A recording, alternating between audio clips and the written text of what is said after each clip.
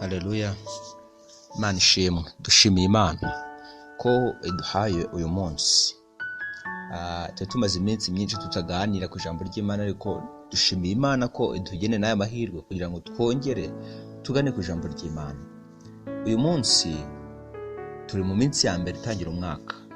Reka nishimire ko watangiye umwaka neza kandi ukomeje kunezerwa ubushake bw'Imana mu buzima bwawe.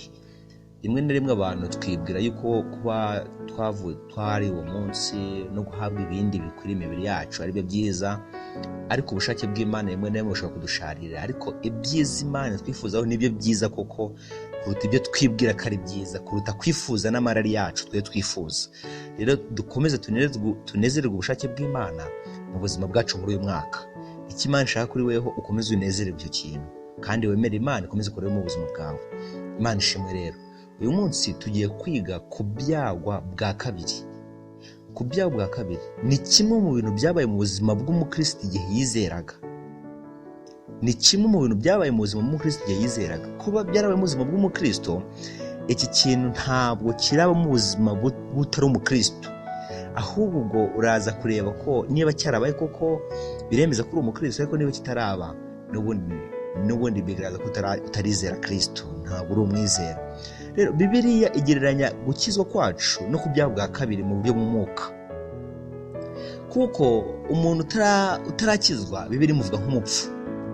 Pawulo arabyandikira Abefeso, namwe yarabazuye mu bari bapfuye, barazutse. Bivuze ko kuba barazutse nuko mbere bari bapfuye. Rero n'umuntu utarizera ni umupfu. Ariko iyo umuntu amaje kwizera arazugwa, agira itangiro rishya. Iryo tangiro rishya nicyo Bibiliya yita kubyagwa bwa kabiri. Kubyagwa bwa kabiri ni itangiro rishya umukristo agira. Imana ishimwe cyane.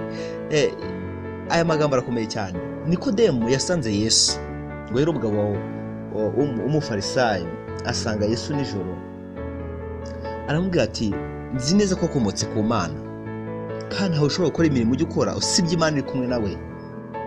Yesu amubwira amagambo akomeye, aramubwira ati ni ukuri ndakubwira yuko umuntu utabyawe bwa kabiri adashobora kubona ubwami bw'Imana. Nikodemu nawe aramubwira ati mbese umuntu yabasha ate kubyagwa bwa kabiri akuze, yakongera agasubira mu nda ya nyina akavuka? Ku murongo wa 6 amubwira amagambo akomeye, amubwira ngo ikibyawe n'umubiri nacyo ni umubiri, ariko ikibyawe n'umwuka nacyo ni umwuka. Rero kubyagwa bwa kabiri ni ikintu cyemeza 100% ko umuntu ari umukristo, kandi ikintu umuntu akundi akwiriye gushimira Imana, kuko ni ugukizwa.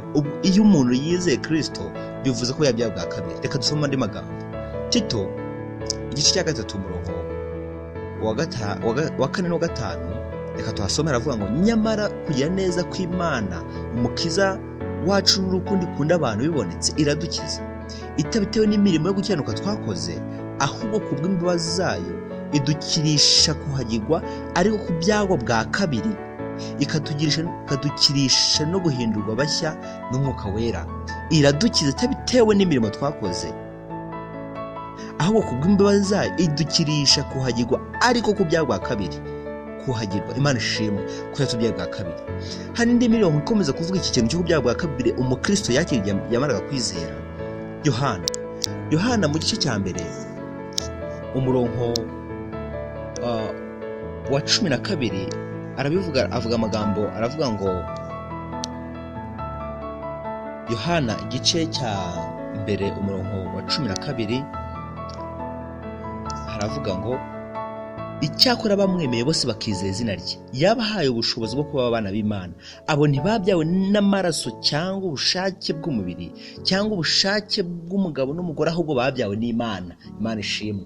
Abo bantu bavutse bwa kabiri ntibavutse ku bushake bw'umugabo n'umugore, ikibyawe n'umubiri na kino mubiri, y'amagambo twasomye n'ubundi muri Yohana igice cya 3, ahubwo babyawe n'Imana, n'abana b'Imana. Washimira Imana uyu munsi kuri umwana w'Imana, kandi utaraba umwana w'Imana wasaba Imana uyu munsi ukizera ukaba umwana w'Imana. Imana ishimwe. Reka dukomeze dusome muri muri Petero wa mbere, cyangwa se urwa mbere Petero yanditse igice cya mbere umurongo wa 3. Hari amagambo avuga ngo Imana y'umwami wacu Yesu Kristo ariyo na se ishimwe kuko yatubyaye bwa kabiri nk'uko imbabazi zayo nyinshi ziri, kugira ngo tugire ibyiringiro bizima tubiheshejwe no kuzuka kwa Yesu Kristo. Petero arabyandika akongeraho n'akandi kantu gakomeye akavuga ngo kugira ngo tugire ibyiringiro bizima. Impamvu twabyawe bwa kabiri ni iyi mpamvu, kugira ngo tugire ibyiringiro bizima tubiheshejwe no kuzuka kwa Yesu Kristo. Muri make aba bantu babyawe bwa kabiri nibo bafite n'ibyiringiro bizima. Pawulo warabyandika aravuga ngo bene ibyo byiringiro ntibikoze isoni. Mu yandi magambo, kubyawe bwa kabiri biduhesha ibyiringiro bizima tubiheshejwe nuko Yesu yazutse. Dukomeze dusome muri icyo gice n'ubundi ku murongo 23 haravuga ngo kuko mwabyawe bwa kabiri mutabyawe n'imbuto ibora, ahubwo mwabyawe n'imbuto itabora mubiheshejwe n'ijambo ry'Imana rizima rihoraho. Noneho akomeza avuga noneho twabyawe n'imbuto itabora, ntabwo ari imbuto ibora. Ntabwo twabyawe n'umuntu upfa, ahubwo Imana y'ubwayo ifite ubumana buhoraho iteka ryose. Iyo yabayeho mbere yuko tubaho, iyo izabaho na nyuma yuko tuvuye mu isi, niyo yatubyaye. Ngo kandi ikintu cyaduhesheje kubyagwa mubiheshejwe n'ijambo ry'Imana rizima rihoraho. Imana ishimwe cyane. Imana ishimwe cyane ko yatubyaye tubiheshejwe na Kristo Yesu. Kuba twaravutse bwa kabiri bifite akamaro gakomeye mu buzima bwacu bw'abakristo. Kamere iracyaba muri twebwe n'utubwo tukiri munsi turi abakristo, ariko umuntu wabyaye bwa kabiri ntaba akiyobogwa na kamere. Pawulo we ari kwandikira Abaroma mu gice cya 7 ku murongo 24 tugeze ku 25 agaragaza ko kamere kiba muri we, ibyo ashaka gukora si byo akora. Ariko ntabwo tugomba kunezeza iyo kamere iba muri twebwe. Usomye mu gice cya 6 cy'Abaroma umurongo wa 12 na 14, ntabwo dukwiriye kunezeza kamere. Kandi n'ubundi umuntu wabyawe n'Imana afite itangiriro rishya, bivuze ngo ibya kera birahindutse, aho byose bihindutse bishya. Muri make mu mutima we ibyifuzo bye byose birahinduka kugira ngo binezeze Imana, kugira ngo binezeze Imana. Dusomye mu Bakorinto ba kabiri igice cya 5 umurongo wa 17, umuntu wese yari muri Kristo Yesu aba ari cyaremwe gishya. Ibya kera biba bihindutse, dore byose biba bihindutse bishya. Ibya kera biba bishize, dore byose biba bihindutse bishya. Imana ishimwe rero. Reka nkwinginga gushimira Imana ko byawe bwa kabiri tukaba dufite ibyiringiro bizima tubiheshejwe na Kristo Yesu nuko yazutse.